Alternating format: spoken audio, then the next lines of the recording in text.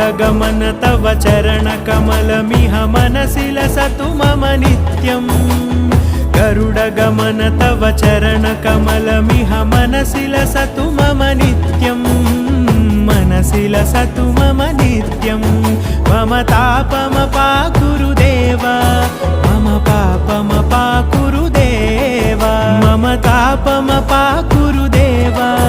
मम पापमपाकुरु देव